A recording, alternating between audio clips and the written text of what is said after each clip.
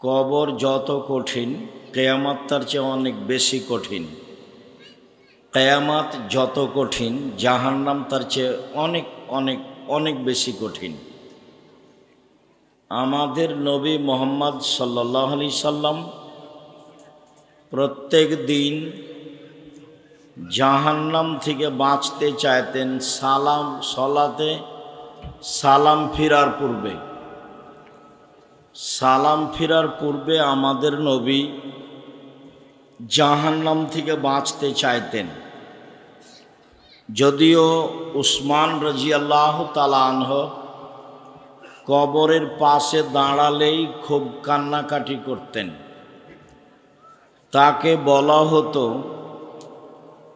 আপনি তো অনেক সময় জাহান্নামের কথা আলোচনা করেন, তখন তো কান্নাকাটি করেন না, কিন্তু কবরের পাশে আসলে আপনি এত কান্নাকাটি করেন কেন? এই ছেলে, আপনাকে তো বলছি যে মুখে আপনি বলিয়েন না, তাহলে হাতের ইশারাই বলেন। বসার পরিবেশ আছে কিনা আমিও তো আসলে বলতে পারি না যে আসলে আপনাদের বসার পরিবেশ কেমন। তো যেভাবে আছেন সেভাবেই থাকেন, কথা না বলে। আমি তো আপনার মোবাইলে আছি, আজকে আমাকে দেখার এত কি প্রয়োজন? উসমান রাদিয়াল্লাহু তাআলা আনহু বললেন, আল্লাহর নবী বলেছেন কবর হলো মরার পরে প্রথম স্তর। যদি মানুষ কবরে বেঁচে যায় তাহলে পরেরগুলো আরো সহজ হয়ে যাবে, আর যদি কবরে বাঁচতে না পারে তাহলে বাকিগুলো সব আরো জটিল হয়ে যাবে।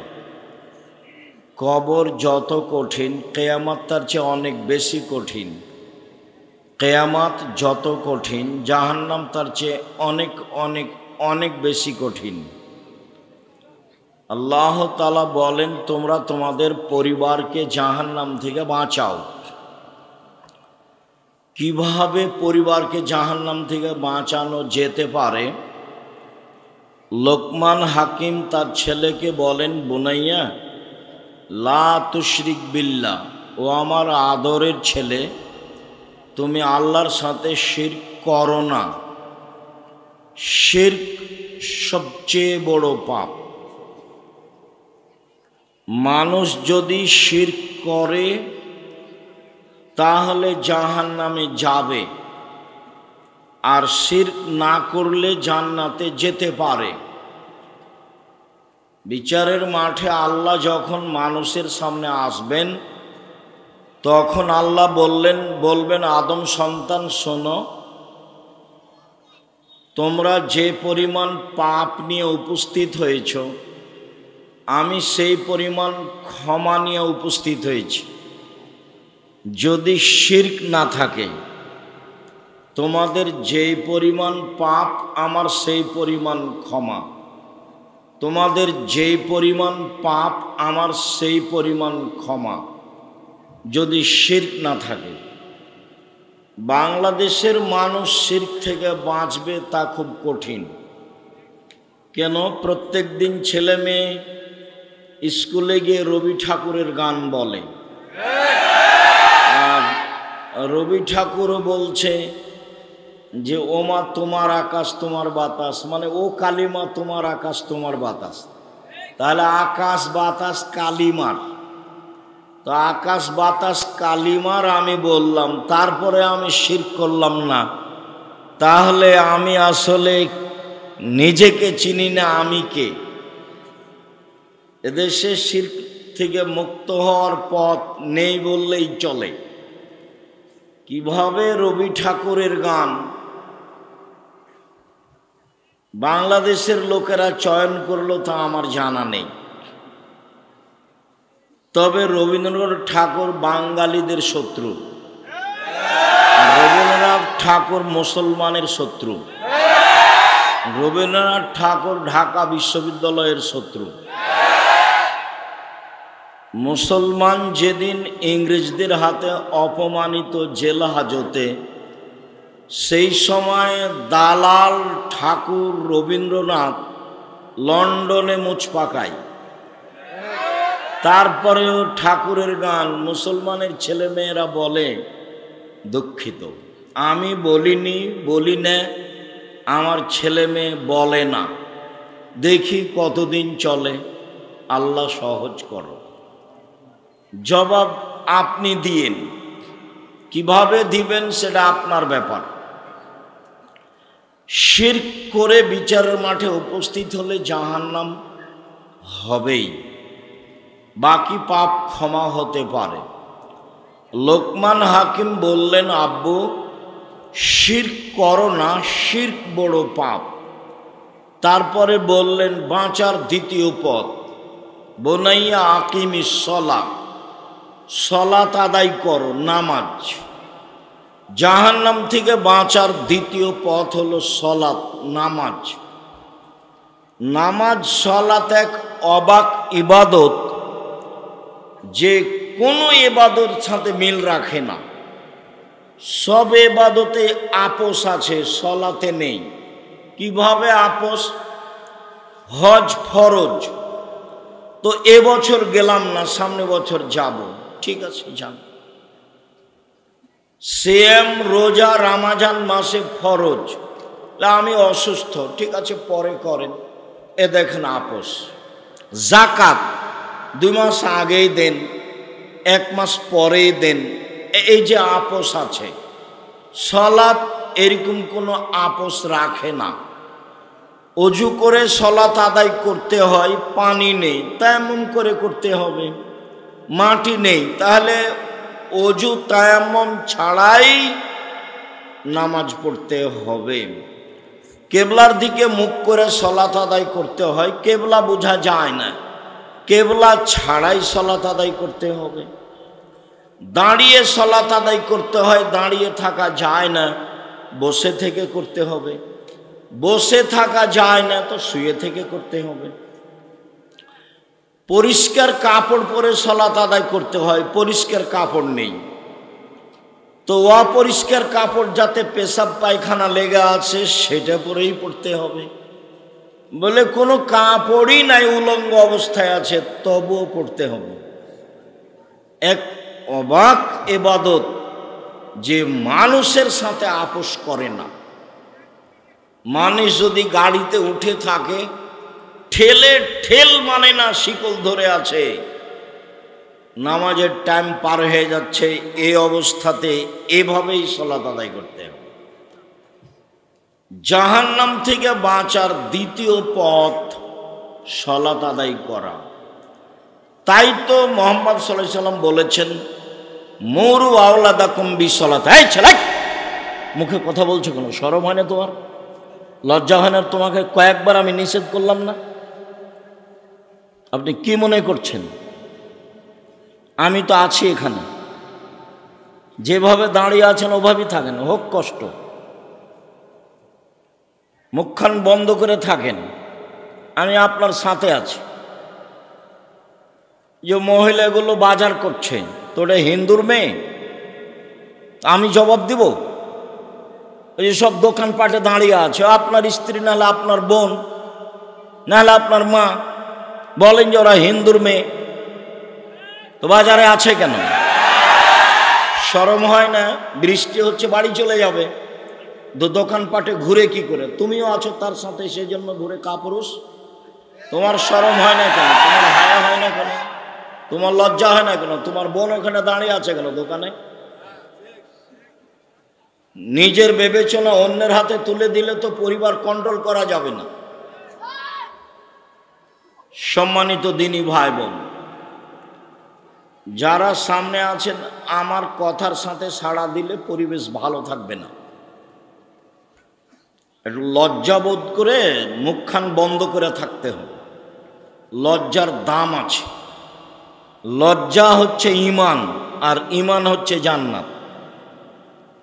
ঈমান যত বেশি হবে পাপ তত কম হবে, আর ঈমান যত কম হবে পাপ তত বেশি হবে। তাহাজ্জুদ পড়লেও পাপ হবে, হজ করলেও পাপ হবে, বোরকা পরলেও পাপ হবে। কেন? ঈমান কম। ঈমান কম মানে লজ্জা কম। তা একটা মহিলা মানুষ দোকানে দাঁড়িয়ে আছে, তাহলে আপনি বলেন যে তার লজ্জা আছে? আপনি বলেন যে তার ঈমান আছে? আমি বললাম ও হলো বেশরমা বেহায়া মহিলা, তা আপনাকে খারাপ লাগলো, তা আপনি বলেন যে ওই ঈমানদার। আপনি ওই ঈমানদার বললেই হয়। আমি তো বলিনি, আমি তো বলবো না। একবারে অল্প সময় মুখখান বন্ধ করে থাকবেন। আমার দিনী বোনেরা যারা এখানে আছেন, দুই একজন, আপনার সাথে আমার জরুরি কয়েকটা কথা আছে, আপনি অপেক্ষা করুন। আমি অল্প সময়ে আপনার কাছে চলে আসব। দুই একটা কথা আপনার সাথে আমার জরুরিভাবে আছে। আল্লাহ নবী বললেন 7 বছর বয়সের ছেলে মেয়েকে সালাত আদায় করতে বলো, 10 বছর বয়সে পিটিএ করাও, তার মানে লাঠির মাধ্যমে। এরকম আদেশ আর কোনো ইবাদতে নেই। 15 বছর বয়স হয়েছে, ছেলে মেয়ে নামাজ পড়ে না, তখনও বাপ বেঁচে আছে, এটা মিথ্যা কথা। ওই কথাই ঠিক। স্বামী নামাজ পড়ে, স্ত্রী পড়ে না, স্ত্রী পড়ে, স্বামী পড়ে না, তখন বিবাহ কেটে গেছে। বিবাহ নেই, এমনিতেই সংসার চলছে। আরবি বিদ্বানেরা বলছেন এরকম বেনামাজি মারা গেলে ওকে মুসলমানের কবরস্থানে কবর দিতে হবে না, হিন্দুদের শ্মশান ঘাটে ফেলে দিতে হবে। এখন আরবি বিদ্বানগণ বলছে তার নাম সলাত, তার নাম নামাজ। 3 একরাহুল কালামা বাদাল ইশায়ে, একরাহুল নাওমা কাবলাল ইশায়ে। পরিবারকে জাহান্নাম থেকে বাঁচার আজকের আলোচনায় 3 নাম্বার পথ, এশার সালাতের পরে ঘুমিয়ে যেতে হবে। এশার সালাতের আগে ঘুমানো নিষেধ, এশার সালাতের পরে ঘুমিয়ে যেতে হবে। এশার সালাতের আগে ঘুমানো নিষেধ। আল্লাহর নবী এশার সালাতের পরে কথা বলাকে ঘৃণা করতেন। একলাহুল কালামা বাদাল ইশায়ে, এশার সালাতের পরে কথা বলা ঘৃণা করতেন। এশার সালাতের পূর্বে ঘুমিয়ে যাওয়া ঘৃণা করতেন। যে কোনো মূল্যে রাত 10টা হতে হতে ঘুমাতেই হবে। তাহলে আপনি রাত 3টায় উঠতে পারবেন, 4টায় উঠতে পারবেন। কেন উঠবেন? আল্লাহ প্রত্যেক দিন রাতের 3 ভাগের 2 ভাগ পার হলে সপ্তম আকাশ থেকে প্রথম আকাশে নেমে আসেন। রাতের 3 ভাগের 2 ভাগ পার হলে আল্লাহ সপ্তম আকাশ থেকে প্রথম আকাশে নেমে আসেন। নেমে এসে বলেন মায়াদুনি ফাস্তাজিব লাহু, কেউ কি তোমরা আমাকে কিছু বলতে চাও? বলো, আমি তোমাদের কথা শুনব। 2 মায়া সালিনী উতিয়াহু, কেউ কি তোমরা আমার কাছে কিছু চাও? চাও, দিয়ে দিব। 3 মায়াস্তাক ফেরুনি ফাঁক ফেরালাহু, তোমরা কে আমার কাছে ক্ষমা চাও? ক্ষমা চাও, আমি ক্ষমা করে দিব। তো আল্লাহ নেমে আসেন আমার সাথে কথা বলার জন্য, আর আমি আর আপনি ঘুমিয়ে আছি। তাহলে আমি আর আপনি কত বড় খারাপ মানুষ। আল্লাহ এসেছেন নেমে আমার সাথে কথা বলার জন্য। আমার তো কিছু প্রয়োজন আছে, একটু জমি জায়গার প্রয়োজন আছে, একটা ভ্যানের প্রয়োজন আছে, একটা ছেলে মেয়ে ভালো হোক তার প্রয়োজন আছে। যার যা প্রয়োজন সেটা নিয়ে দাঁড়াবে, বলবে। আল্লাহ বলছেন ঠিক আছে বলো। 1 বলো, আমি শুনব। 2 চাও, আমি দিব। 3 ক্ষমা চাও, ক্ষমা করে দিব। শুধু এইভাবে বলতে থাকেন ফজরের আজান পর্যন্ত। আর আমি ঘুমিয়েছি। আর এই ছেলে তোমার স্বভাবের কথা বলি, তোমার বোনেরও স্বভাব তাই। কি সেটা? বড় মোবাইল ব্যবহার করো, সব সময় ল্যাংটা মেয়ে নাচে, রাত 2টা 3টায় ঘুমাও। বলো তো তুমি কিভাবে উঠবা? তুমি রাত 3টায় কিভাবে উঠবা? তুমি তো রাত 2টায় ঘুমাও। তোমাদের বাড়ির স্বভাব কেমন হয়েছে জানো? তোমাদের বাড়িতে জেনার বন্যা সয়লাভ। কিভাবে? তুমি মনে করছো যে আমি একাই ল্যাংটা মেয়ে দেখছি, না, তোমার বোনও ওই ঘরে দেখে, তোমার মাও ওই ঘরে দেখে, তোমার বাপ ওই ঘরে দেখে। গোটা বাড়ি এখন শয়তান চালায়। কে চালায়? শয়তান চালায়। দেখো সবার কাছে বড় মোবাইল আছে। জামিয়া সালাফিয়ায় প্রতি মাসে বেতন লাগে 40 লক্ষ প্রতি মাসে। প্রত্যেক দিন বিকালে 40 থেকে 50 থেকে 60 থেকে 1 লক্ষ টাকা বিল লাগে। জমি কিনা তো আছেই, তারপরও আমার হাতে একটা ছোট মোবাইল থাকে। জামিয়া সালাফিয়া কিভাবে চলে তা শিক্ষক জানে না, জামিয়া সালাফিয়া কিভাবে চলে তা ছাত্র জানে না, জামিয়া সালাফিয়া কিভাবে চলে তা নেবরাসের সদস্য কমিটির কেউ জানে না। যদিও আমিও ভালোভাবে জানি না কিভাবে চলে, তবে আমি দেখি যে চলে। আমার মনে বড় সাধ, এই দেশের মাটিতে আমি উন্নত মানের প্রতিষ্ঠান গড়বই গড়ব ইনশাআল্লাহ, যেখানে ছেলে মেয়ে বাংলা, ইংরেজি, আরবি উন্নত মানের শিক্ষা অর্জন করে জাতির অন্যায়ের বিরুদ্ধে লড়বে মুখে কলমে মিডিয়ায়। এই যে মুখে আছি, কলম আমার সাথে আছে, মিডিয়াও সাথে আছে। জাতিকে ফাঁকি দিনি। জাতির যদি রাস্তাঘাট করে দিতে না পারি, জাতির যদি স্কুল কলেজ করে দিতে না পারি, জাতিকে চূড়ান্ত সঠিক ধর্ম দিতে পারবো ইনশাআল্লাহ। ধর্মের ব্যাপারে ফাঁকি দিয়ে আমি পরকাল হারাতে রাজি নই। এ কথাই ঠিক যে আমি বলি না আমারটা চূড়ান্ত ঠিক। এদেশের শতকরা 95 জন বক্তা মিথ্যুক। আমি বলিনি ইনি মিথ্যুক, আপনি তদন্ত করেন। এদেশের শতকরা 98 জন মুফাসসির মিথ্যুক। আমি বলিনি ইনি মিথ্যুক, আপনি তদন্ত করেন। এদেশের মাটিতে প্রায় 3 লক্ষ জাল জয়ীফ হাদিস আছে। আমার বাসায় আছে প্রায় 10,000 মানুষের বানানো হাদিস। ধর্মের নামে চলে, ধর্মের নামে চলে। অনেক দিন আগে ঘুঘুরাতলিতে এসেছিলাম কথা বলার জন্য। সেদিন প্রায় সব কথাগুলি সেই লোকগুলোর সামনে নতুন ছিল, যদিও আমার কাছে কিছু করার নেই। কেন? আমি খুব ভালোভাবেই জানি হক বলা যেমন কঠিন, হক মানাও তেমন কঠিন। হক বলা যেমন কঠিন, হক মানা তেমন কঠিন। আব্দুর রাজাক সাহেব, হক বলা কঠিন কেন? এই ছেলে, তোমরা যারা বড় ছেলে যে গল্প করছে তাকে হাতে ইশারা করবে না? এই এখানে কি করছো তুমি?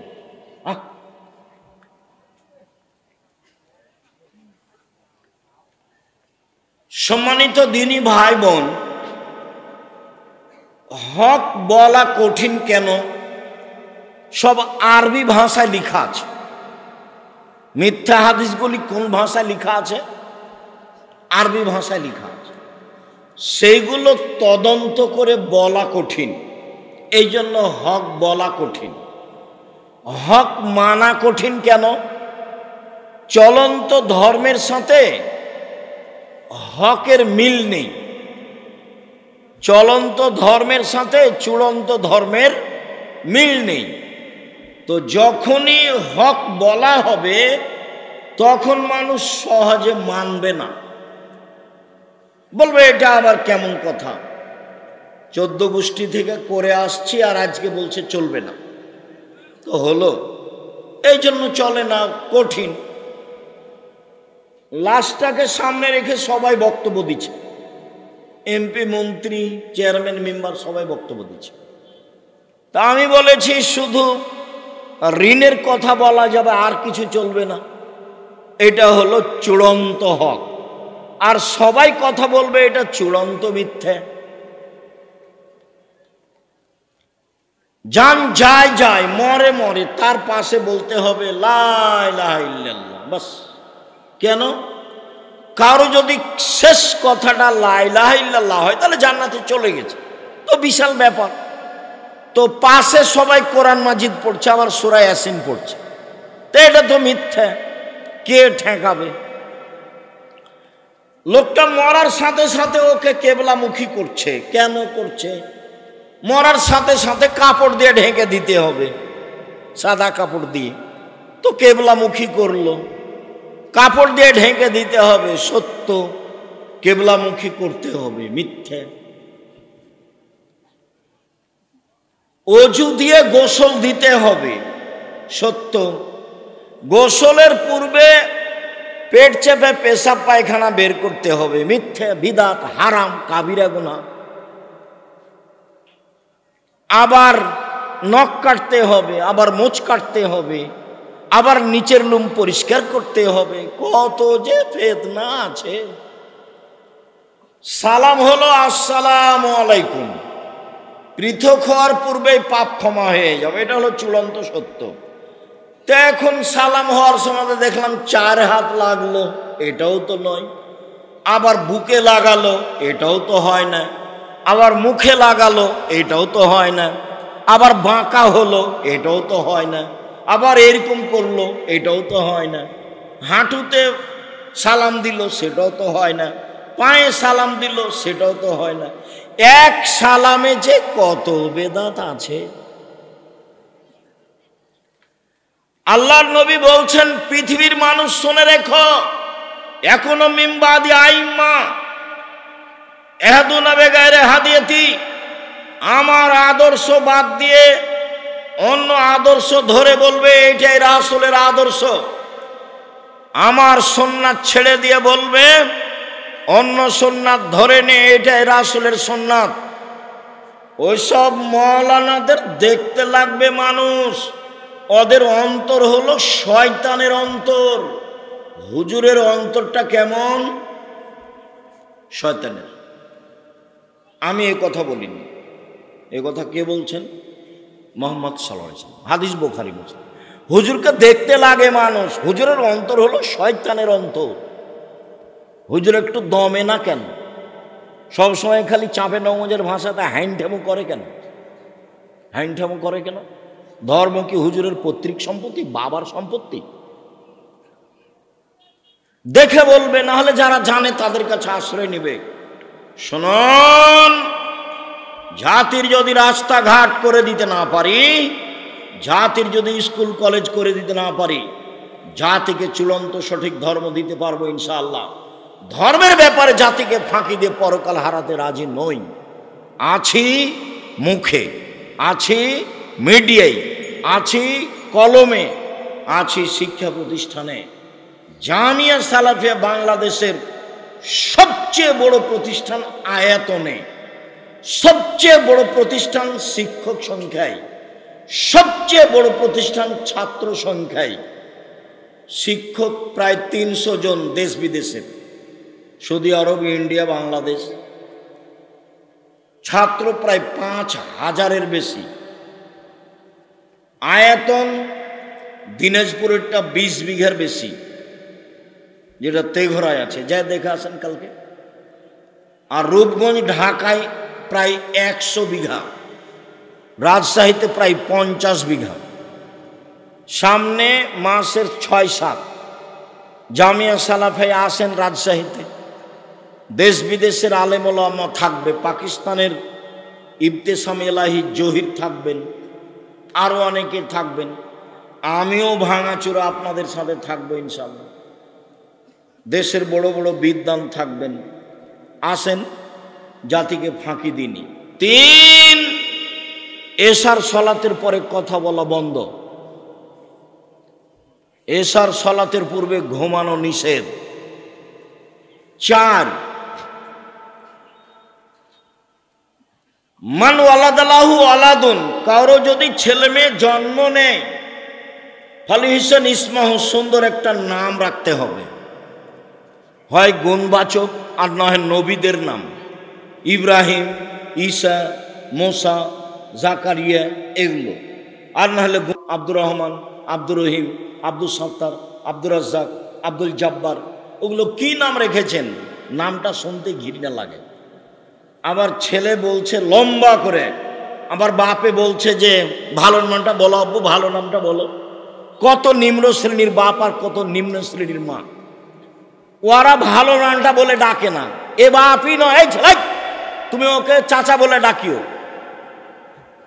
যেই বাপ তোমাকে বলে ভালো নামটা বলো আব্বু, ভালো নামটা বলো, ও বাপ নয় তোমার, ও হলো তোমার চাচা। আমার ওকে বাপ বলতে কষ্ট হয়, জন্ম দিতে পারলে বাপ হওয়া যায় না। ক্ষমতার নাম বাপ, নীতির নাম বাপ, প্রসাব করাতে পারলে মা হওয়া যায় না।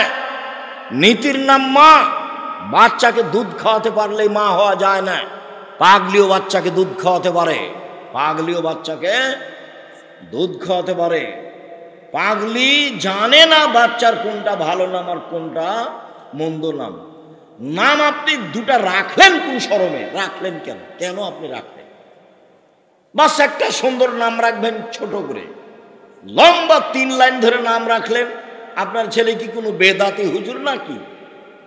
বেদাতি হুজুরের 3 লাইন নাম থাকে, দেখেন না, লম্বা হয়ে থাকে। পীরে ওলি, পীরে কি গাউসে আজম বলতে বলতে কি যে বলছে, জি কামেলে পীর। আমি 90 সাল থেকে মাঠে আছি, এই যাবত আমি আমার কোনোদিন পরিচয় দিইনি। মানুষ যখন আমাকে চাপ দিয়ে বলেছে যে পরিচয় বলেন, তখন আমি বলেছি আমার নাম আব্দুর রাজ্জাক আর আমার বাপের নাম ইউসুফ। বাপ বেটা মিলে আব্দুর রাজ্জাক বিন ইউসুফ। এর চেয়ে আমি কোনোদিন বেশি বলিনি, প্রমাণ করেন দেখি।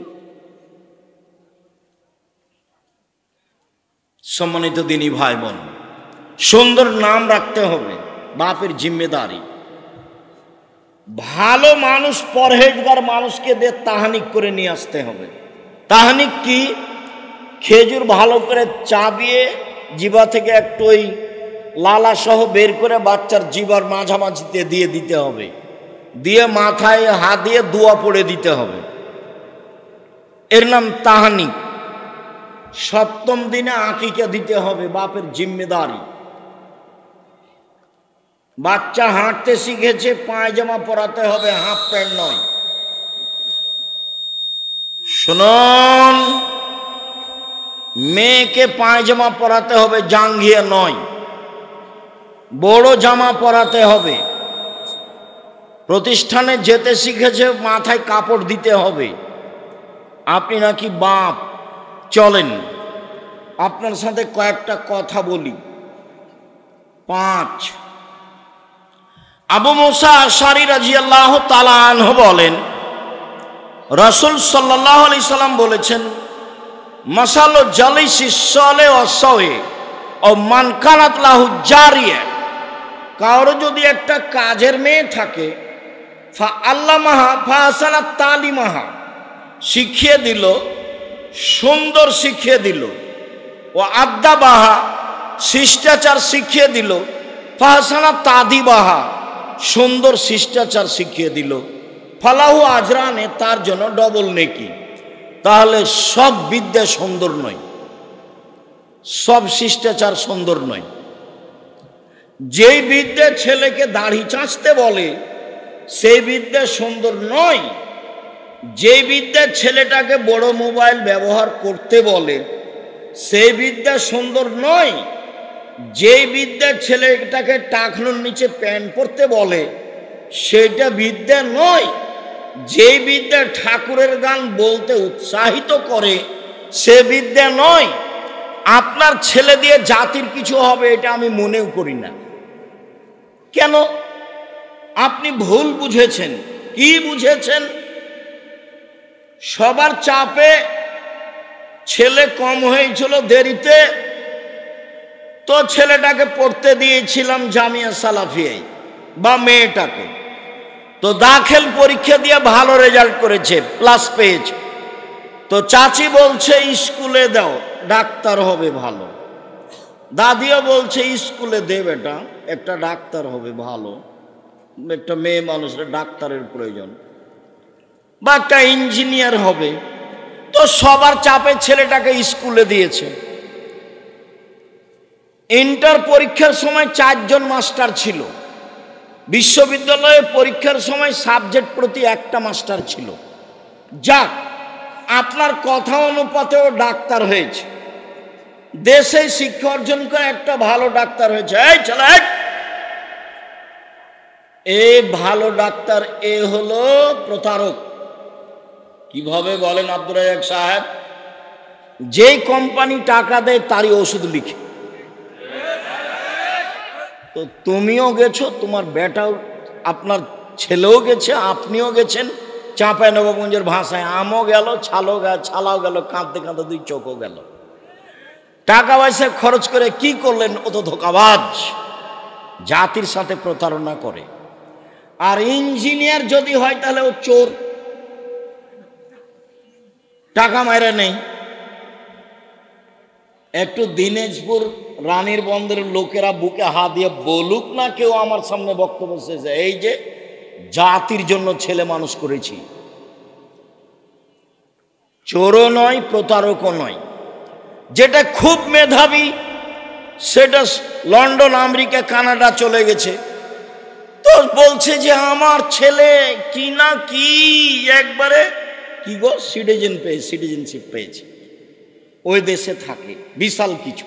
কি করে? ওই সরকার তো একে ভালো চাকরি দিবে না, তখন একে করেছে যারা টয়লেট পরিষ্কার করে তাদের ম্যানেজার 3 লাখ টাকা বেতন। তখন এও ভাবলো যে বেতন ভালো আছে, যাক যা হবে হবে, দেশে যে লাভ নাই, বা 5 লাখ টাকা। বলো এবার পড়ার ফলাফল কি? 1 মিনিট, এই ছেলেরা, তোমরা যারা নিজেকে মেধাবী মনে করছো, একটা কথা শোনাই, আমার বাস্তব। সেটা হলো এই, আমার বাম কানে কিছুদিন ওই চুলকাতো, খুব একটু পানি আসতো। তো দিনাজপুর কান বিশেষজ্ঞ ডাক্তারের কাছে গেলাম, উনি বললেন অবস্থা ভালো নয়, ঔষধ দিল। ঢাকা মেডিকেল বড় ডাক্তারের কাছে গেলাম, বলছে যে কি যে হয়, ঔষধ দিল। রাজশাহী বড় ডাক্তারের কাছে গেলাম, বলছে মনে হচ্ছে যে পর্দা ফেটে গেছে, ঔষধ দিল। 6 মাস বছর পার হচ্ছে। তো একদিন আমি কলকাতা গেলাম প্রোগ্রামের জন্য, মনে হয় এখান থেকে যেদিন যাই সেদিনই হতে পারে। তো বললাম যে শোনো, চলো মেডিকেলে চলো, আগে কানটা দেখাই। তো সিরিয়াল করে আমি গেলাম, ডাক্তার একটু এভাবে দেখেই সরে বসছে। তা আমি বলছি হাজরাত যারা মেহরবানি করকে দোবারা দেখতে, মানে ও যেভাবে দেখেছে তাতে আমাকে ভালো লাগেনি। তা আমি অনুরোধ করে বলছি আর একবার দেখতেন। তো হেসে উঠে বলছে 2 दवा लिख दिया, कभी नहीं होगा, अगर हो ही जाए तो दूसरे को इस्तेमाल करना, पहले को नहीं। বাস ভালো হয়ে যাবে, আর কোনোদিন হবে না। যদি হয় তাহলে দ্বিতীয় ওষুধটা ব্যবহার করিও, প্রথমটা নয়। 3 দিন পার হয়নি, ভালো হয়ে গেছে, আলহামদুলিল্লাহ। আমি কি বলি তোমাকে, আমার বাস্তব অভিজ্ঞতা বললাম। তোমার বাপ মা ভুল বুঝেছে, তুমি কিছু করতে পারবা না, জাতির ব্যবসা করে খাও। আমি চকলেটের ব্যবসা করতে বলিনি, দেখো আমি চকলেটের ব্যবসা মানে আমি বলেছি কম পয়সা দিয়ে ব্যবসা করো, লোন নেওয়া লাগবে না, শ্বশুরের কাছে টাকা নেওয়া লাগবে না। এটা সত্য, আমি তোমাকে মজাক করে বলিনি। এটা দিনাজপুর মানে বোনকে জমি দেয় না, শয়তানি করে দিন কাটাই। 10 বছর হলো বাপ মরা, এখন পর্যন্ত বোনকে জমি দেয়নি। তোমাকে তো বলেছি, তোমার বাপকে তুমি বলনি। আব্দুর রাজ্জাক সাহেব বলে গেলেন আপনি নাকি কুকুর সিলিন্ডারের চেয়ে খারাপ আব্বা। কেন? আমার দাদা মরা 10 বছর হলো, আমার বোন ফুফুকে নাকি জমি দেননি। দেখো তুমি, আর তুমি হুঁশিয়ার ছেলে, প্রমাণ করো তোমার বাপ পাবে সকালে জমি আর তোমার ফুফু পাবে বিকেলে, এইটুকু হবে কি না? এইটুকু হবে না। তোমার বাপ যখন পেয়েছে তোমার ফুফুও তখন পাবে। বলো 10 বছরের জবাব কি হবে? তোমার বাপ তো কুকুর শ্রীরার চেয়ে খারাপ, তুমি তার চেয়ে খারাপ কিভাবে? তুমি যৌতুক নিলে কেন? যৌতুক নিবে কেন? ভিক্ষা করে খাবা তো বহুদিন থেকে বলছি। আরে ভিক্ষা করে খাবা কেন? দিন মজুরি করে খাবা। দিন মজুরি করে খাবা কেন? ব্যবসা করে খাবা। আল্লাহ রাসূল বললেন উপার্জনের 4টা পথ। যে যেখানে আছেন কষ্ট হলে এক খেলে চেয়ে থাকবেন। আমি লম্বা সময় করব তা নয়। 1 দিন মজুরি, আল্লাহ নবী বলেন, সন্ধ্যায় টাকা শেষ হবে। 2 ব্যবসা, 2 চাকরি, 25 দিনে টাকা শেষ হবে সাধারণত। 3 জমি চাষ, সমান সমান না হলে লস। 4 ব্যবসা। তখন আল্লাহর নবী বলছেন সত্যবাদী বিশ্বস্ত ব্যবসায়ীরা নবীর সাথে থাকবে জান্নাতে। তাহাজ্জুদ পড়ে নবীর সাথে থাকা যায় না, হজ করে নবীর সাথে থাকা যায় না, রমজান মাসে রোজা থেকে নবীর সাথে থাকা যায় না, তাসবিহ তাহলিল জিকির আজকার করে নবীর সাথে থাকা যায় না। নবীর সাথে থাকার আরেকটা পথ আছে মুহাম্মদ সাল্লাল্লাহু আলাইহি সাল্লাম, সেটা হলো এই 2টা কেউ মেয়ে যদি লালন পালন করে, 2টা বেটি, কি লালন পালন শিখিয়ে দিল, শিষ্টাচার শিখিয়ে দিল, একটু পরে আসছি ইনশাআল্লাহ। বিদ্যা শিখিয়ে দিল, শিষ্টাচার শিখিয়ে দিল, বিবাহ দিয়ে দিল, এই বাপ আর আমি জান্নাতে এভাবে থাকবো। তখন আঙ্গুল দুটি জমা করে দিলেন, আমি আর ওই বাপ একসাথে থাকবো। 10টা ছেলেকে পড়ালে 1 নেকি হবে, এই কথা আল্লাহ রাসূল বলেননি। তো ছেলেকে পড়াবেন কেন? জন্ম দিয়েছেন এই জন্য। শুনুন, কারো যদি কাজের মেয়ে থাকে 5 শিখিয়ে দেয়, সুন্দর শিখিয়ে দেয়, সব বিদ্যা সুন্দর নয়। শিষ্টাচার শিখিয়ে দেয়, সুন্দর শিষ্টাচার শিখিয়ে দেয়, তাহলে সে ডবল নেকি পাবে। সব শিষ্টাচার সুন্দর নয়। এই ছেলে, তোমার বোনের নখটা বড় আছে, নখে নেইল পালিশ আছে, বলো তো এর কাছে বিদ্যা আছে? নেই। আল্লাহ নবী বলছেন যে নবীদের বৈশিষ্ট্য 10টি, নবীদের খাসলাত, অভ্যাস, শিষ্টাচার, বৈশিষ্ট্য, আদাত, অভ্যাস 10টা নবীদের। 1 দাড়ি ছেড়ে দিতে হবে, ছোট করাও যাবে না, চেঁচে ফেলাও যাবে না। 2 মুছ কেটে ফেলতে হবে, চাঁচা যাবে না, মুছ কিছু থাকবে মানে পুরুষ। 3 অজু গোসলের সময় নখগুলি, এই গিরাগুলি ভালো করে ধুইতে হবে। 4 নখ কেটে ফেলতে হবে। তো তোমার বোনের নখ বড় আছে, বলো দেখিও ভালো শিক্ষা অর্জন করেছে। বলিও তো তোমার বোনকে আজ বাড়িতে গিয়ে যে তুমি নাকি ভালো করে পড়াশোনা করনি। কেন? আব্দুর রাজ্জাক সাহেব তো বলে গেলেন তোমার মাথার চুল নাকি সামনের দিক ছোট, তুমি নাকি ভরু তুলে চিকন করো, তুমি নাকি দাঁত ছিলে পরিষ্কার করো, তুমি নাকি পরচুলা ব্যবহার করো, তুমি নাকি উঁচু স্যান্ডেল পরে নিজেকে উঁচু লম্বা দেখাও, তুমি নাকি আঁটো সাঁটো ব্রেসিয়ার পরে নিজেকে কম বয়সী দেখাও।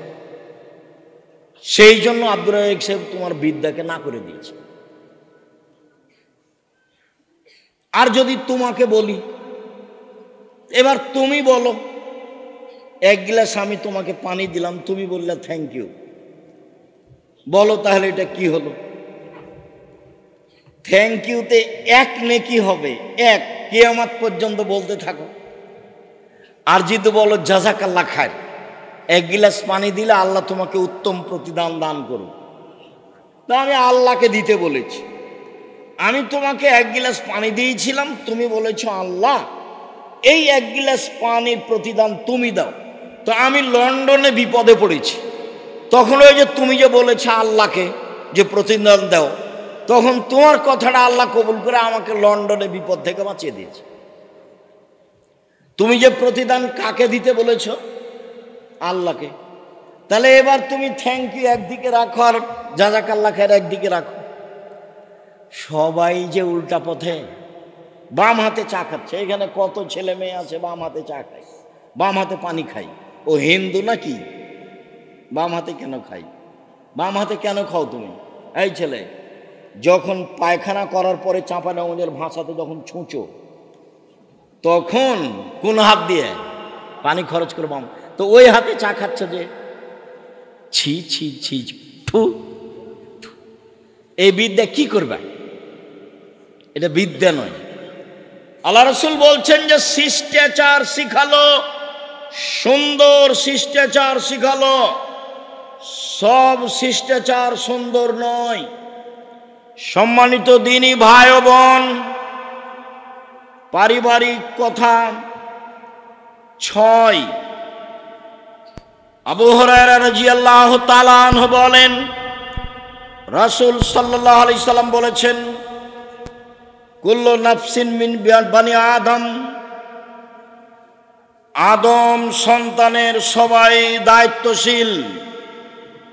অর রাজুল সাইয়্যিদ ফি আহলিহি, বাপ হলো বাড়ির কর্তা, বাড়ির দায়িত্বশীল। বাড়ির স্ত্রী, ছেলে মেয়ে, এদের সবার জবাব তাকে দিতে হবে। বিদ্যা ভালো হতে হবে, শিষ্টাচার ভালো হতে হবে, তাহলে আপনি বাঁচতে পারবেন, অন্যথায় আপনি টিকতে পারবেন না। 2, অলমারাতু সাইয়্যিদা ফি বাইতি যাওজিহা ওয়া ওয়ালাদিহি, আপনার মা এই বাড়ির দায়িত্বশীলা, তার ছেলের জন্য, তার মেয়ের জন্য, তার বৌমার জন্য, তার স্বামীর জন্য। স্বামীর অর্থ সম্পদ দেখে রাখতে হবে, ছেলে মেয়ের দেখাশোনা করতে হবে। তার নাম মা, কাছাকাছি। জাবের বলেন, যেটা সব সময় বলি, জাবের রাদিয়াল্লাহু তাআলা আনহু বলেন, আমরা সফর থেকে আসছিলাম, আল্লাহর নবী বললেন, মদিনায় তোমরা এখানে থাকো, সকালে বাড়ি যাব। আমি জাবের বললাম, আল্লাহর নবী, আমি নতুন বিবাহ করেছি, আমাকে বাড়ি যেতে অনুমতি দেন। আল্লাহ নবী বললেন, নতুন বিবাহ করেছ? কুমারী মেয়ে বিবাহ করেছ না তালাক প্রাপ্তা মেয়ে বিবাহ করেছ? তো জাবের বললেন যে তালাক প্রাপ্তা মেয়ে বিবাহ করেছি। তা আল্লাহ রাসূল বললেন, কুমারী মেয়ে কেন বিবাহ করলে না? তুমি তার সাথে খেলতে, ও তোমার সাথে খেলতো। আল্লাহ রাসূল এই কথা বলছেন, এখন বলছেন শুনলাম, তার 13 জন স্ত্রীর 12 জনই 2-3বার বিবাহ হয়েছে। তার মধ্যে যেটা সবচেয়ে দামি স্ত্রী, তার মুহাম্মদ সাল্লাল্লাহু আলাইহি সাল্লাম হলেন তার 3 নম্বর স্বামী। বলেন তো তিনি কে? খাদিজা রাদিয়াল্লাহু। 2 জন স্বামী আগে পার হয়ে গেছে। ইনি হলেন সবচেয়ে দামি মহিলা পৃথিবীতে।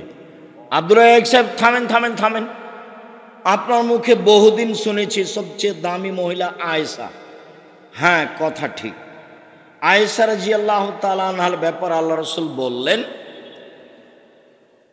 যে বড় বড় বড় জান্নাত পাবে পুরুষেরা, কিন্তু মহিলারা তেমন বড় জান্নাত পাবে না। 1, ফেরাউনের স্ত্রী আসিয়া পাবে বড় জান্নাত। 2, ইমরানের মেয়ে মারিয়াম পাবে বড় জান্নাত। 3, আয়েশার সম্মান সকল মহিলার উপরে। সারিদ খাদ্য যেমন সকল খাদ্যের উপরে। গোস্তের ঝোলে রুটি ভিজালে তাকে সারিদ বলে। এই ছেলে, কষ্ট হলে কিছুক্ষণ অপেক্ষা করো, কাছাকাছি চলে এসেছি। আমি বুঝতে পারছি পরিবেশ অনুকূলে নয়, এটা আমিও বুঝি। তোমাকে আমি ঘন্টার ঘন্টা বেকায়দায় ফেলে রাখবো, এটা আমি চাইনি। সম্মানিত দিনী ভাই বোন, রাসূল সাল্লাল্লাহু আলাইহি ওয়াসাল্লাম বললেন, আয়েশার সম্মান সকল মহিলার উপরে। সারিদ খাদ্য যেমন গোস্তের ঝোলে রুটি ভিজালে সারিদ হয়, তেমন সব খাদ্যের উপরে। এবার আয়েশা দেখেন, এবার খাদিজা, জিবরাইল আলাইহিস সালাম বলছেন মুহাম্মদ সাল্লাল্লাহু আলাইহি ওয়াসাল্লাম, ওই যে খাদিজা আসছে, ওর হাতে একটা পাত্র আছে, তাতে আছে তরকারি, তাতে আছে খাদ্য, তাতে আছে তরকারি, তাতে আছে খাদ্য। খাদিজা যখন আপনার কাছে আসবে তখন তিনটা কথা বলবেন। এক, ফাকরা আলাইহা সালাম মিন রাব্বিহা, তাকে বলেন খাদিজা আল্লাহ তোমাকে সালাম দিয়েছে। নেন এবার। দুই, খাদিজা জিবরাইল তোমাকে সালাম দিয়েছে। নেন এবার। তিন, খাদিজা তোমার জন্য জান্নাতে একটা হীরা মুক্তা মাণিক্য দিয়ে ঘর বানানো হয়েছে, যেখানে কোনো হইচই নেই, যেখানে কোনো কষ্ট ক্লেশ নেই, হীরা মুক্তা মাণিক্য দিয়ে। পৃথিবীর দামি মহিলা ফেরাউনের স্ত্রী বলছেন রব্বি ইবনিলাকা বাইতান ফিল জান্নাহ, আমার জন্য তোমার কাছে জান্নাতে একটা ঘর বানাও। এ কথা আসিয়া বলেন ফেরাউনের স্ত্রী। আর জিবরাইল এসে বলছেন যে খাদিজাকে বলেন যে আপনার জন্য জান্নাতে একটা ঘর বানানো হয়েছে। এবার সমান করেন তো দেখি। আমি মনে হয় বুঝাতে পারিনি। হাদিস বুখারী মুসলিম। আবার বলবো নাকি? আবার বলি। জিবরাইল আমাদের নবীর কাছে এসেছেন, এসে বলছেন ওই যে খাদিজা আসছে, খাদিজা আসছে। খাদিজার হাতে একটা বাটি আছে, ওতে আছে খাদ্য, ওতে আছে তরকারি, আপনার জন্য নিয়ে আসছে। ঠিক আছে, আসুক। আসলে আপনি তাকে তিনটা কথা বলবেন। এক, খাদিজা আল্লাহ তোমাকে সালাম দিয়েছে। দুই, খাদিজা জিবরাইল তোমাকে সালাম দিয়েছে। তিন, খাদিজা তোমার জন্য জান্নাতে একটা ঘর বানানো হয়েছে হীরা মুক্তা মাণিক্য দিয়ে, যেখানে কোনো হইচই নেই। এবার তাহলে কাকে তার পাশে দাঁড় করাবেন? আল্লাহ নবী বলছেন আয়েশা, শোনো আয়েশা, জিবরাইল তোমাকে সালাম দিল, জিবরাইল সালাম দিল। তখন আয়েশা রাদিয়াল্লাহু আনহা বলছেন ওয়া আলাইহিস সালাম ওয়া রাহমাতুল্লাহি ওয়া বারাকাতুহু, জিবরাইলকে সালাম, তার উপরে শান্তি। আরে আপনি তো দেখতে পান, আমি তো দেখতে পাই না, জিবরাইল কোথায়? আরে আপনি তো দেখতে পান, আমি তো দেখতে পাই না, জিবরাইল কোথায়? এক বিছানে তিনজন, এক ল্যাপের নিচে তিনজন, আয়েশা রাদিয়াল্লাহু আনহা, জিবরাইল আলাইহিস সালাম, মুহাম্মদ সাল্লাল্লাহু আলাইহি সাল্লাম, এক ল্যাপের নিচে তিনজন। তো আয়েশাকে আল্লাহ রাসূল বললেন জিবরাইল তোমাকে সালাম দিয়েছে। তো আল্লাহ নবী কি বললেন যে আয়েশা আল্লাহ তোমাকে সালাম দিয়েছে? না, তফাৎ বুঝাতে পারলাম না। আল্লাহ আয়েশাকে সালাম দেননি। আয়েশা কাকে সালাম, আল্লাহ কাকে সালাম দিয়েছেন? খাদিজাকে। তাহলে এবার সমান করেন দেখি। তো আমি চেয়েছি আপনি আমার দিনী বোন, একটু আয়েশা খাদিজার মতো হবেন। তো কোন শরমে আপনি দোকানে দাঁড়িয়ে জিনিস কিনছেন? ছি ছি ছি ছি ছি ছি ছি। আপনার একটু ইতস্তবোধ হয় না? আপনাকে একটু খারাপ লাগে না? অথচ আপনার গায়ে বোরখাও আছে। ছি, নাউযুবিল্লাহি মিন যালিক। লা হাওলা ওয়ালা কুওয়াতা ইল্লা বিল্লাহ। লা ইলাহা ইল্লা আনতা সুবহানাকা ইন্নী কুনতু মিনাজ জালিমিন। আল্লাহ তুমি বাঁচাও। জাবের তালাক প্রাপ্তা মেয়ে বিবাহ করলে কেন? শুনেন, আমার আব্বা শহীদ হয়েছেন উহুদের যুদ্ধে 9 জন মেয়ে রেখে।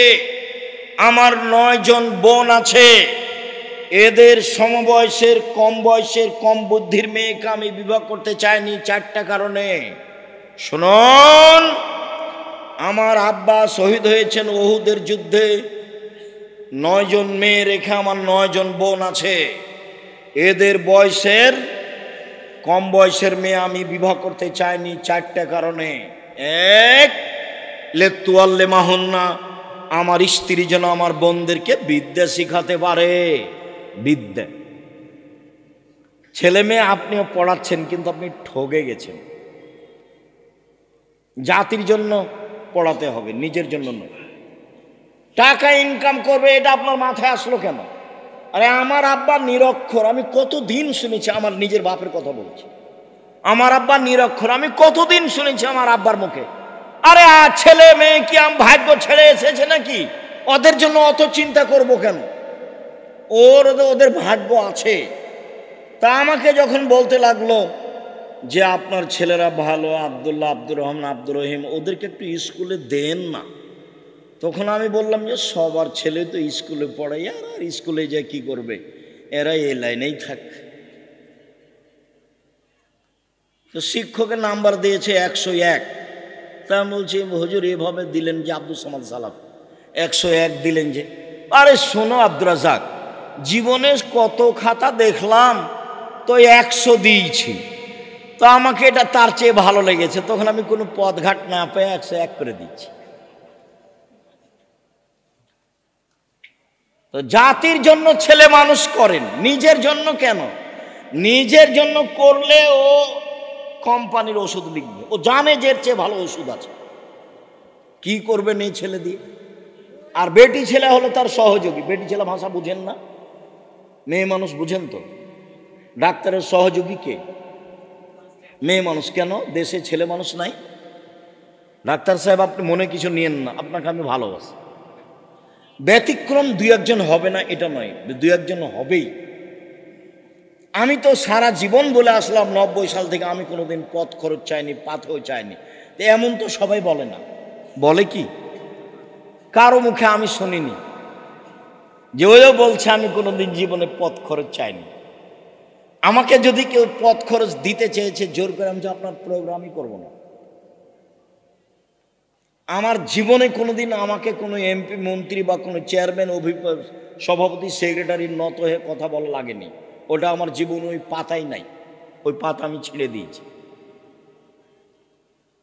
খুব সম্মান সহকারে জাতির সামনে দিন নিয়ে আসে, এবং মনে বড় স্বাদ আছে, সাহস আছে। আম গাছে জাম ধরতে পারে, ধরে না। অমাবস্যা রাতে চাঁদ উঠতে পারে, উঠে না। সুঁয়ের ছিদ্র দিয়ে লাঙ্গলের ফল ঢুকতে পারে, ঢোকে না। সুঁয়ের ছিদ্র দিয়ে লাঙ্গলের ফল ঢুকে যেতে পারে। আম গাছে জাম ধরে যেতে পারে, অমাবস্যার রাতে চাঁদ উঠে যেতে পারে। আমি যেই কথা বলছি এতে সন্দেহ আছে বলে কিয়ামত পর্যন্ত চেষ্টা করলে সরিষা ঢোকানো যাবে না। তার নাম বুখারী, মুসলিম। জাবের, আমার 9 জন বোন আছে, আমি বেশি বয়সের মেয়ে বিবাহ করেছি। 1, আমার বোনকে বিদ্যা শিখিয়ে দিবে। 2, বলে তুয়াদ দেবাহুন না, আমার বোনদেরকে শিষ্টাচার শিখাবে। এই ছেলে, সব শিষ্টাচার সুন্দর নয়। বগলের লুম উঠিয়ে ফেলতে হবে, বেলেট দিয়ে কাটা যাবে না। নিচের লুম পরিষ্কার করতে হবে, ঊর্ধ্বে টাইম 40 দিন। শিষ্টাচার। ডান পায়ের জুতা আগে পরতে হবে, শিষ্টাচার। বাম পায়ের জুতা আগে খুলতে হবে, শিষ্টাচার। ডান কাতে শুইতে হবে, শিষ্টাচার। দোয়া পড়ে শুইতে হবে, শিষ্টাচার। দোয়া পড়ে উঠতে হবে, শিষ্টাচার। ডান হাতে খেতে হবে, শিষ্টাচার। পাশ থেকে খেতে হবে, শিষ্টাচার।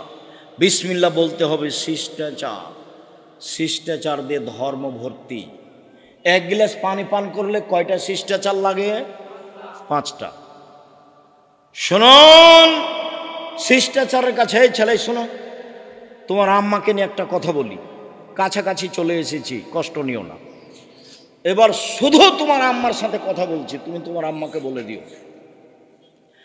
জাবের রাদিয়াল্লাহু তাআলা আনহু বলেন, রাসূল সাল্লাল্লাহু আলাইহি সাল্লাম বলেছেন, এই আমসাইতুম কুফু সিবিয়ানাকুম, সন্ধ্যার সময় বাচ্চাদেরকে ছাদের ওপরে নিয়ে যায় না, উঠানে আঙিনায় নিয়ে যায় না। শয়তান ছড়িয়ে পড়েছে, শয়তানের বদনজর লাগবে। বাচ্চা রাতে কাঁদবে, কান্নাকাটি করবে, ছাদ থেকে উপরে ধাক্কা দিয়ে ফেলে দিবে। আল্লাহ নবী বলছে। 1, বাচ্চা, ছোট বাচ্চাকে কোথায় নিয়ে যাওয়া হবে না সন্ধ্যার সময়? বাহিরে, ছাদে, উঠানে, আগ্নেয়, খুলিতে, চত্বরে নিয়ে যাওয়া যাবে না, নিষেধ। 2,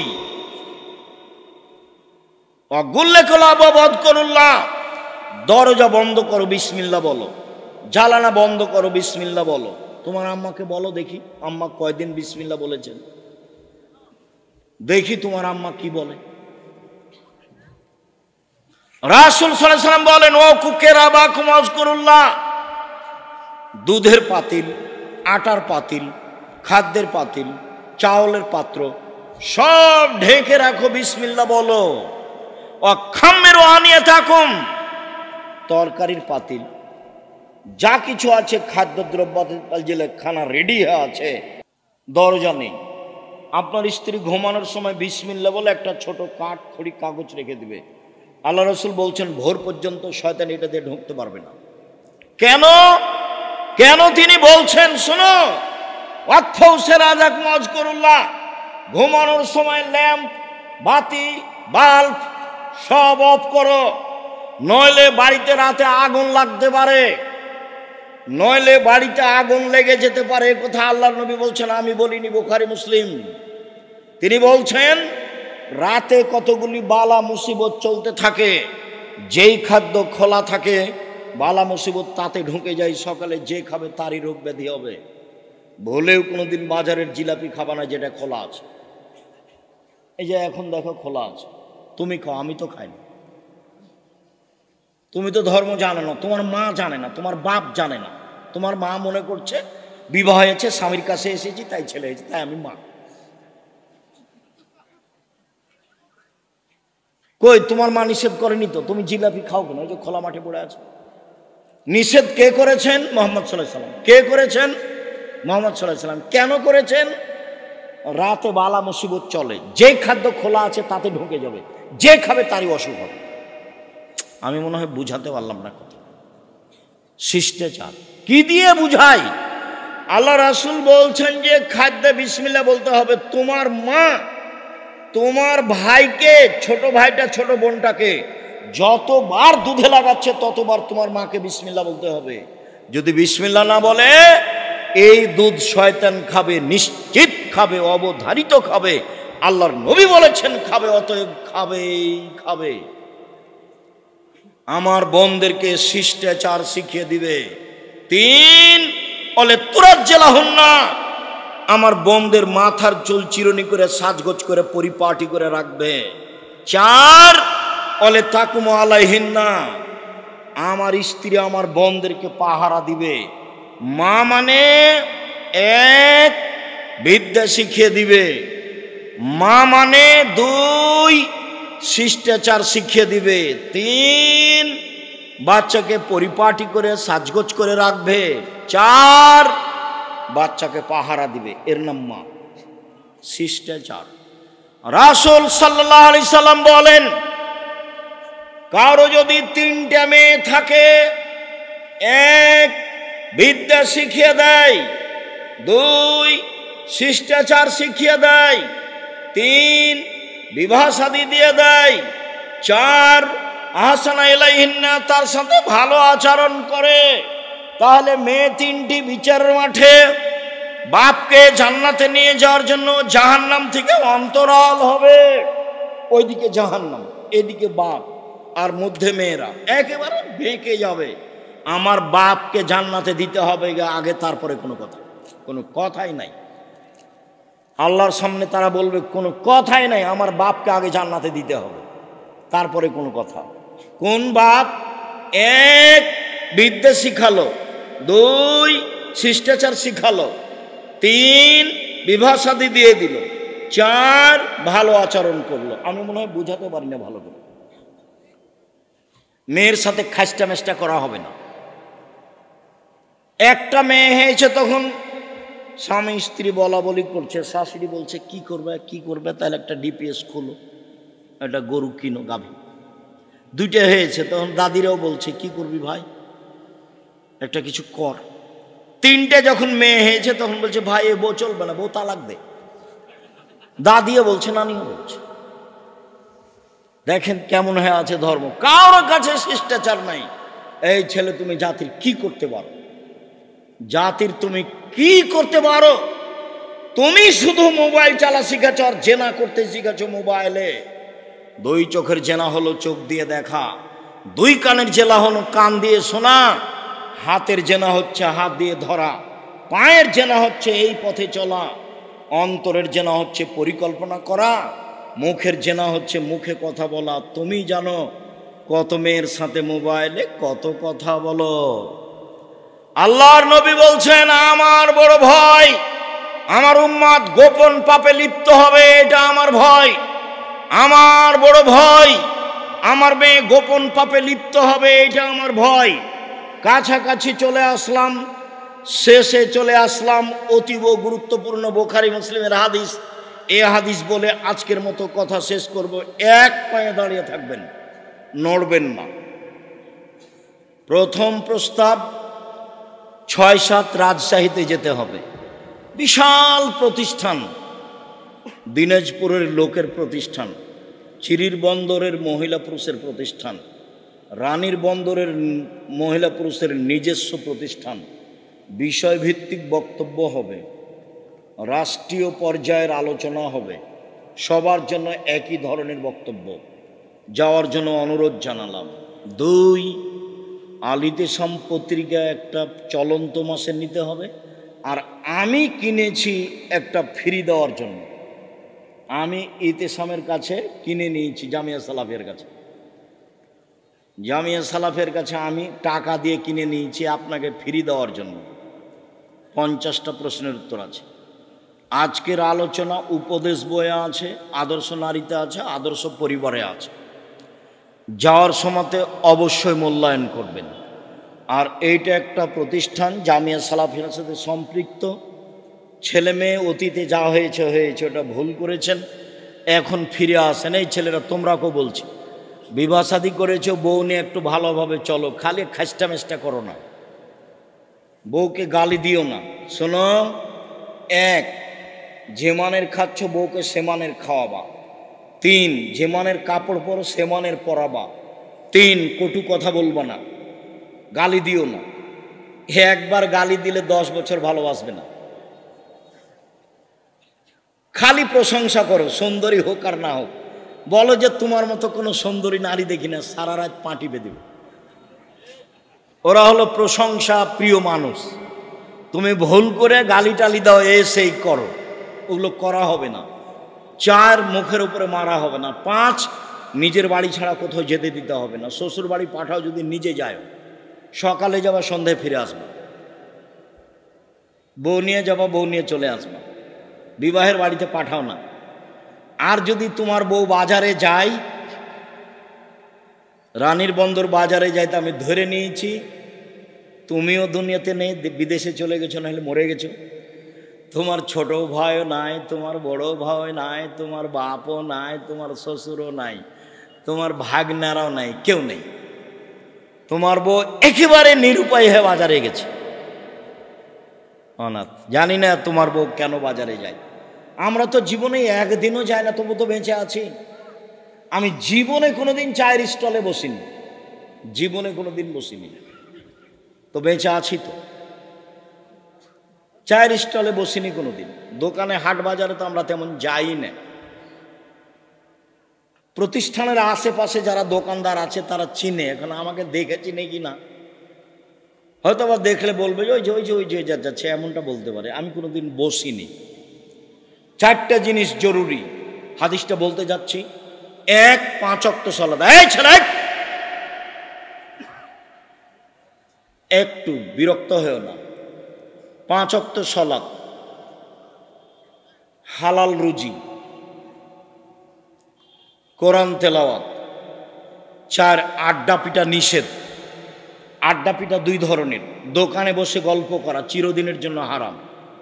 2, মোবাইল দেখা ঘন্টার ঘন্টা, এটাও আড্ডা পিটা, চিরদিনের জন্য হারাম। 1, কি বলতো? 1, 5 ওয়াক্ত সালাত। 2, হালাল রুজি, ব্যবসা, নবীর সাথে থাকা যাবে। 3, কোরআন তেলাওয়াত, প্রয়োজনে সূরা ইখলাস 3 বার পড়বো। আমি আল্লাহকে বলবো, দেখো আমি কোরআন পড়েছি, 1 বার কোরআন পড়েছি। 4, আড্ডা পিটা নিষেধ। আড্ডা পিটা 2 ধরনের। 1, দোকানে বসে বা নির্বাচনের ঘরে বসে সবাই মিলে এমন গল্প জমাইছে, আর চা খাচ্ছে, টাকা দিয়েছে তো আর একজন, মাথায় কিছু আছে, সবই কি গোবর। মনে কষ্ট নিও না, আমি তোমাকে খুব মন দিয়ে ভালোবাসি, তুমি আমার কাছের সন্তান, তুমি আমার কাছের ভাই, তোমাকে আমার আদরের কোনো অভাব নেই, আপনাকে মূল্যায়নের কোনো অভাব নেই। তবে আপনার ছেলে এই জুয়া চুরি করে বেড়াবে, এর পিছনে ওর পিছনে দৌড়িয়ে বেড়াবে, এটা আমি চাই। আপনার ছেলে পড়াশোনা শিখবে, হালাল রুজি উপার্জন করবে, নিজের মতো খাবে, নিজের মতো চলবে। কথা বুঝাতে পারিনি? পড়াশোনা শিখেছে, ব্যবসা করবে, না হলে চাকরি করবে, না হলে দিনমজুরি করবে, নিজের মতো খাবে, নিজের মতো চলবে। 5 ওয়াক্ত সালাত, হালাল রুজি, কোরআন তেলাওয়াত, বাস জান্নাত হবে। ধান্দাবাজি করতে গেছো কেন? কেন গেছো ধান্দাবাজি করতে? যাবা কেন? কেন যাবা? আয়েশা রাদিয়াল্লাহু তাআলা আনহা বলেন, আমরা সফর থেকে আসছিলাম, হঠাৎ করে আমার গলার হার হারিয়ে গেল। আমার বড় বোনের কাছ থেকে চেয়ে নিয়ে এসেছিলাম, খুঁজেও পায় না, যেতেও পারি না। সলাতের টাইম হয়ে গেল, পানিও নাই, অজুও করতে পারি না। বড় বিপদে পড়ে গেলাম, সবাই বিপদে। সবাই আমার আব্বাকে বলল, জানেন কি হয়েছে? কি হয়েছে? আরে আপনার মেয়ে তো হার হারিয়েছে, খুঁজে পায় না, যেতেও পারি না, পানিও নেই, অজুও করতে পারি না, সলাত আদায় করতে পারি না। তাই এই কথা শুনে আয়েশা রাদিয়াল্লাহু তাআলা আনহা বলেন, আমার আব্বা আমার দিকে আসলেন। উনি বলছেন আবু বকর সিদ্দিক আসলেন, ওয়াল্লাকা জানি লাকজাতান শাদীদা, আমার কোমরের উপরে এত জোরে তিনি মারলেন যে আমার স্বামী আমার উরু রানের উপরে মাথা দিয়ে ঘুমাচ্ছিলেন। যদি না ঘুমাতেন তাহলে আমি মায়ের কারণে দূরে সরে যেতাম, তিনি এত জোরে মারলেন। আরেকটু, বাংলাদেশে যদি জামাই মেয়ের উরু রানের উপরে মাথা দিয়ে ঘুমায়, তাহলে শ্বশুর ওই দিকে যাবে? এভাবে উল্টা ঘুরে দাঁড়াবে। আয়েশা রাদিয়াল্লাহু তাআলা আনহার বিবরণ বুখারী মুসলিম। আবু বকর সিদ্দিক আমার নিকটে আসলেন, খুব জোরে আঘাত করলেন, লাকাজানি লাকজাতান শাদীদা, খুব জোরে আঘাত করলেন। ওই সময় আমার স্বামী আমার উরু আমার রানের উপরে মাথা দিয়ে ঘুমাচ্ছিলেন, না ঘুমালে আমি মায়ের কারণে দূরে সরে যেতাম, এত জোরে মেরেছেন। এইবার কথা, সবচেয়ে বড় মানুষে মারলেন, নবী রাসূল ব্যতীত, নবী রাসূল বাদ দিয়ে পৃথিবীর ইতিহাসে আবু বকর সিদ্দিক রাদিয়াল্লাহু তাআলা বড় মানুষ কেউ নেই। বুঝাতে পারিনি কথা? নবী রাসূল বাদ দিয়ে পৃথিবীতে সবচেয়ে বড় মানুষ কে? আবু বকর সিদ্দিক রাদিয়াল্লাহু তাআলা। সবচেয়ে বড় মানুষে মারলেন, সবচেয়ে বড় মানুষের সামনে মারলেন কে? মুহাম্মদ সাল্লাল্লাহু আলাইহি সাল্লাম। সবচেয়ে বড় মহিলাকে মারলেন, কাকে মারলেন? আয়েশা রাদিয়াল্লাহু আনহাকে মারলেন। বিবাহদারী মেয়েকে মারলেন, মেয়ের বিবাহ দিয়ে দিয়েছেন। জামাইয়ের সামনে মারলেন, হাত দিয়ে মারলেন, দিন দুপুরে মারলেন, প্রায় 1400 মহিলার সামনে মারলেন, 1400 মানুষের সামনে মারলেন, মহিলা নয়, 1400 মানুষের সামনে মারলেন। সবচেয়ে বড় মানুষে মারলেন, সবচেয়ে বড় মানুষের সামনে মারলেন, সবচেয়ে বড় মহিলাকে মারলেন, হাত দিয়ে মারলেন, বিবাহদারী মেয়েকে মারলেন, জামাইয়ের সামনে মারলেন, দিন দুপুরে মারলেন, খোলা মাঠে মারলেন। এত বড় বাপে এত বড় বেটিকে এত মানুষের সামনে মেরে দিলেন, ভুল। কোথায় হারটা হারিয়ে গেছে বুঝতে পারেননি, এ হলো ভুল। আর আপনার মেয়ে দোকানে দাঁড়িয়ে আছে বোরকা পরে, খারাপ লাগলো না? আপনি একটা ধমকও দিতে পারেন না? মেয়েটা ক্লাস 10-এ পড়ে, নখ বড় আছে, চুল ছোট আছে, আপনার প্যান্টটা আঁটো সাঁটো আছে, পায়জামাটা কত কি আছে, আপনার ভুরু তোলা আছে, ভুরু চিকন করা আছে, নাক পরিষ্কার করা আছে, কত কি যে আছে, দাঁত ছিলা আছে, সবই নাজায়েজ হারাম। আপনি ধমকও দিতে পারেন না? আপনার মতো বাপের বেঁচে থাকা ঠিক নয়, মরে যাওয়া ভালো। মেয়ে লালন পালন করবে জামিয়া সালাফে ইনশাল্লাহ। 5,000-এর বেশি ছেলে মেয়ে আছে, 500-র অধিক এতিম অসহায় আছে। আপনার মেয়েকেও পড়াবো ইনশাল্লাহ। আপনার মতো বাপের আমি বেঁচে থাকা চাইনি। বাপ যেভাবে পরিবার কন্ট্রোল করা যাবে তার নাম বাপ। কথা দিয়ে পিটিয়ে পরিবার কন্ট্রোল করব, এ দেখেন বাপ মেয়েকে মারে দিলেন। বিবাহদারী মেয়েকে, বাপের কাছে মেয়ে কোনোদিন বড় হয় না, বুঝাতে পারেনি। বাপের কাছে মেয়ে কোনোদিন বড় হয় না। জামাইয়ের সামনে মারলেন, জামাই কোনো কিছু বলতে পাবেন না। সম্মানিত দিনী ভাই বোন, আলোচনার শেষে চলে আসলাম। আমাদের গাড়িতে বই পুস্তক আছে, কোথায় আছে তা আমি ঠিক বলতে পারছি না, এখানে আছে। আমার সব দিনী ভাই বোন, আদর্শ পরিবার উপদেশ, এইগুলোতে আজকের বিবরণ আছে। আর ইতেসাম পত্রিকা সবাই নিয়ে যাবেন। কয়েকটা জিজ্ঞাসা, পত্রিকা কেউ ছেড়ে যাবেন না। গাড়ি ভর্তি বই নিয়ে আসা হয়েছে আপনার জন্য। 10 টাকা, 20 টাকা, 50 টাকা, 200 টাকা যেন আপনার কাছে বেশি না হয়। আর আব্দুল্লাহর একটা বই ছিল মিন্নাতুল বারি, দেখেন তো আছে কি না। আব্দুল্লাহর বই মিন্নাতুল বারি, এটা কোথায়? ও নীলফামারী, নীলফামারী বড় মাঠ, 31শে অক্টোবর।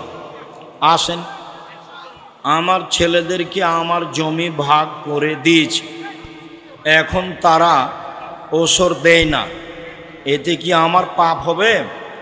আপনি বলতে থাকেন, বাস বলতে থাকেন, আপনার পাপ হবে না। হানাফি ইমামের পিছনে নামাজ পড়লে নামাজ হবে কি? ফজর আর আসর পড়িয়েন না, কেননা তারা ঠিক টাইমে পড়ে না। ওই সময়ে রাসূল বাড়িতে পড়তে বলেছেন, বাকি পড়েন সাথে, ক্ষতি হলে তারাকে জবাব দিতে হবে। স্বামী যদি স্ত্রীর দুধ পান করে ফেলে, তাহলে করণীয় কি? কিছুই করণীয় নাই, খেয়েছে, এতে বউ বাদ পড়েনি, বউ তালাক হয়নি। খাবে কেন বোকামি? স্বামী দুধ খাবে কেন? বাচ্চার দুধ খেয়েই যদি নেয় কোনো সমস্যা নেই, বিবাহের সংসারের কোনো ক্ষতি হবে না।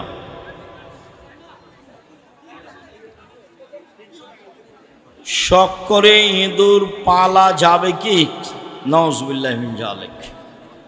যেসব প্রাণীকে মারা আদেশ আছে, এহরাম বাঁধলেও, হজের এহরাম, তার একটা প্রাণী হলো ইঁদুর, ওকে মেরে ফেলতে হবে। আগুন লাগিয়ে দেয় রাতে ইঁদুর, আল্লাহ রাসূল বলেছে। আর বাড়িতে যেটা আছে গিরগিট, ছিপকালি, জিঠি, এটা মারতে হবে। কাকলাস, ডাহিন নয়, কাকলাস নয়, যেটা রং পরিবর্তন করে। মারতে হবে কোনটা বলো তো?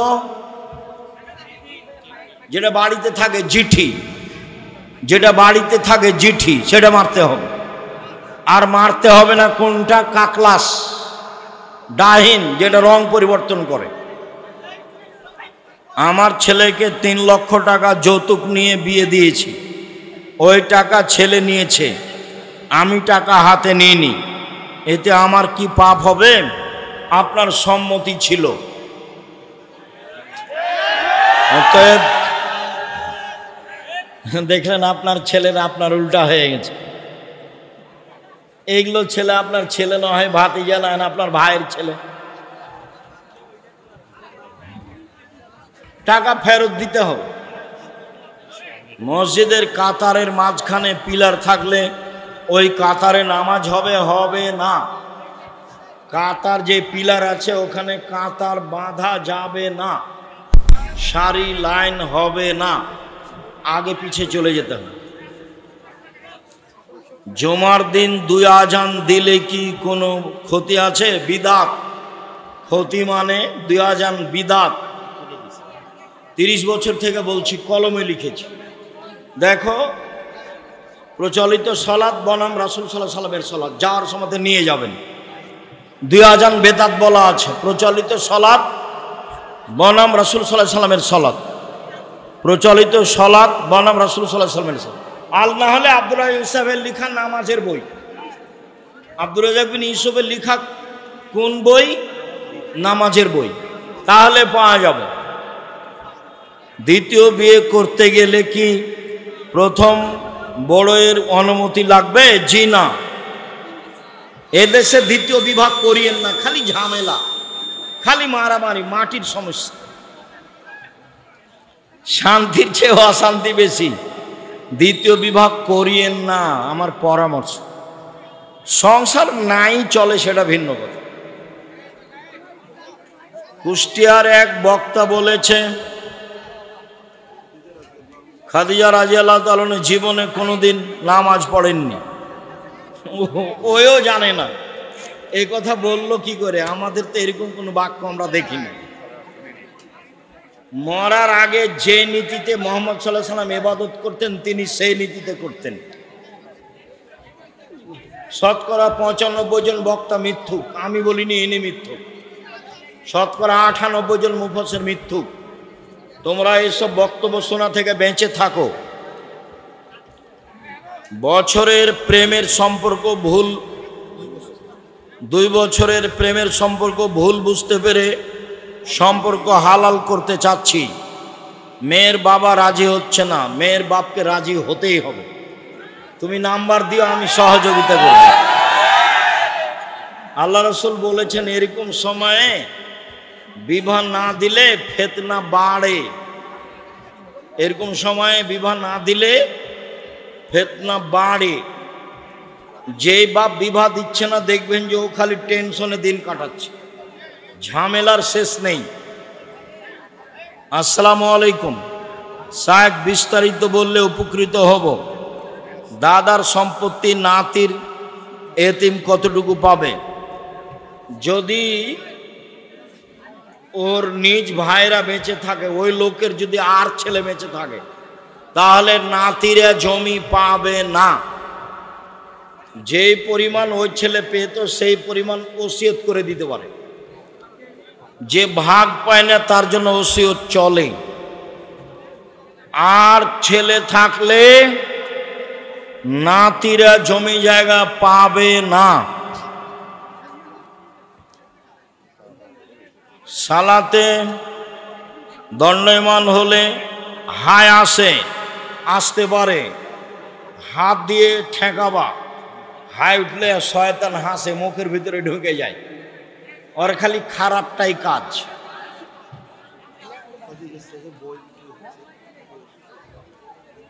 আপনাদের আমি অনুরোধ জানাচ্ছি, খালি হাতে যাবেন না কেউ। না হলে একটা লিতে সম্পত্তিকে নিয়ে যাবেন, একটা ফ্রি আছে, ওটা আমি কিনে নিয়েছি আপনাদের জামিয়া সালাফের নিকট থেকে, আপনাদেরকে ফ্রি দেওয়ার জন্য। একজন ইমাম ফরজ সালাত এবং মৃত ব্যক্তিকে দাফন করার পর হাত তুলে দোয়া করাকে বিদআত বলছে। ঠিকই বলেছে, হাত তুলে দোয়া করা ব্যক্তিগত ব্যাপার। কিন্তু ওই ইমাম মসজিদে ফরজ সালাতের পর দোয়া করে এবং মাসালা জানতে চায়, ওই ইমামের পিছনে সালাত আদায় করা যাবে? সালাত যাবে, তার পিছনে সালাত হবে।